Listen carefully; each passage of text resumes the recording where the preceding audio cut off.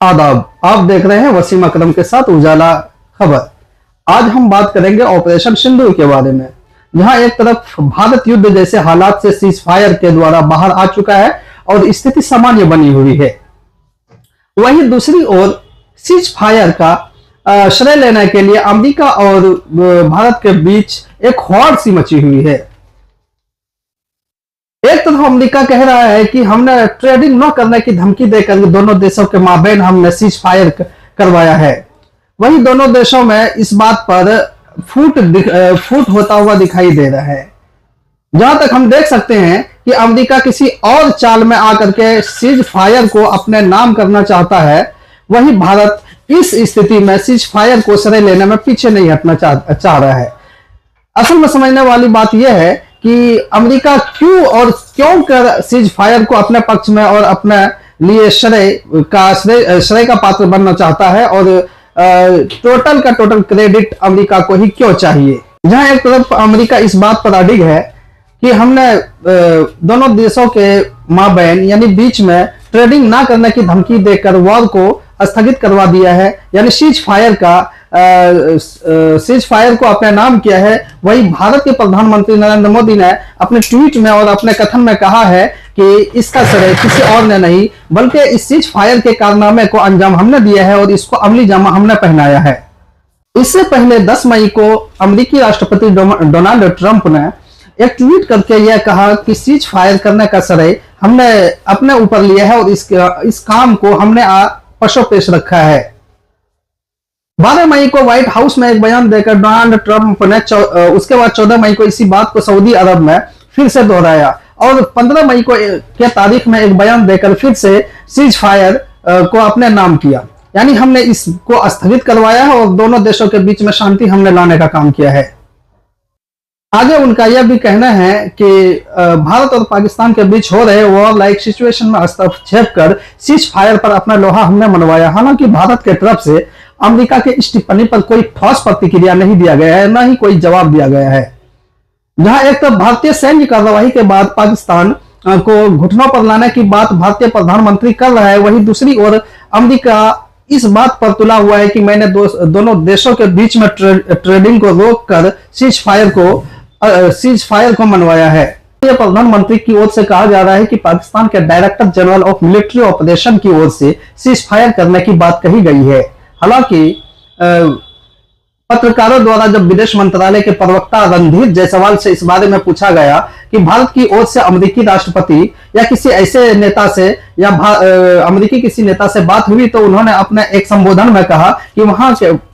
अमेरिकी उपराष्ट्रपति जेडी वांस से इस बारे में गुफ्तगू हुई है और बातचीत को किया गया है।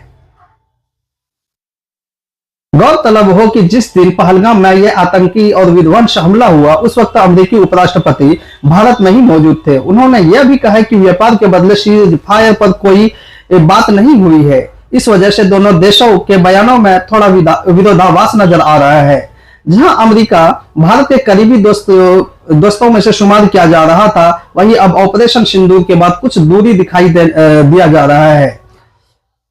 जहां एक तरफ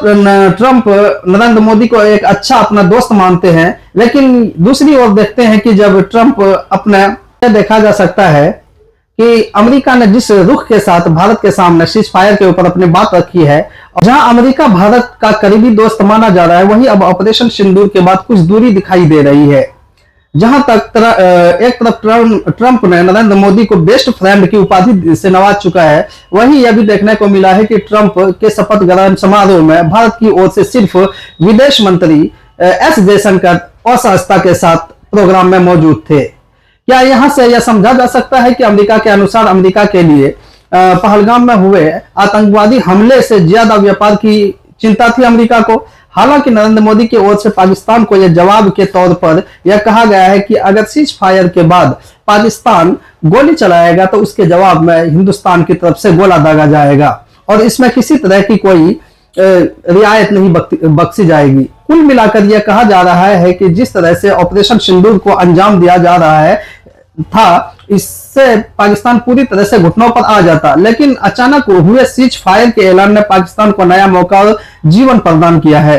हालांकि भारतीय सैन्य द्वारा किए गए कार्यवाही में पाकिस्तान के कई हिस्सों में जान माल की खासा नुकसान हुआ है। उम्मीद है कि प्रधानमंत्री पाकिस्तान के ओर से होने वाले फितने को कुचलने में सफल रहेंगे और आने वाले दिनों में कोई ठोस कदम पाकिस्तान के विरुद्ध उठाएंगे। एक चीज इस युद्ध सिचुएशन में हमें यह देखने के लिए मिला कि जहां तुर्की खुले तौर पर पाकिस्तान का समर्थन करते नजर आए, उसी तरह से किसी ने खुलकर तुर्की की तरह हिंदुस्तान के दोस्तों में से शुमार किसी मुल्क ने अब तक खुल करके साथ नहीं दिया हिंदुस्तान का। तो इससे क्या भारतीय राजनीति और प्रधानमंत्री नरेंद्र मोदी का जो सपना है उस पर पानी तो फिरता नजर नहीं आ रहा है। कहीं ऐसा तो नहीं है कि यह दिखावे का कुछ और है, जैसा कि हमने देखा कि अमेरिकी राष्ट्रपति ट्रंप ने सिर्फ उनके बयानों के अनुसार यह देखा गया कि सिर्फ अपने ट्रेडिंग के चलते उन्होंने, अगर उसके कथनानुसार ले तो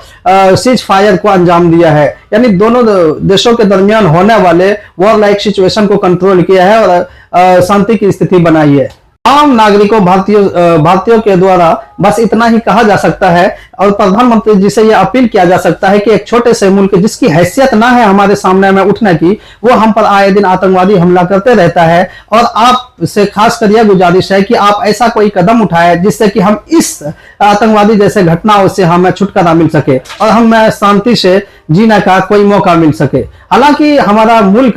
बेहतरी स्थिति में है। हम किसी भी आपातकालीन स्थिति को या कोई ऐसा विध्वंसकारी विनाशक स्थिति को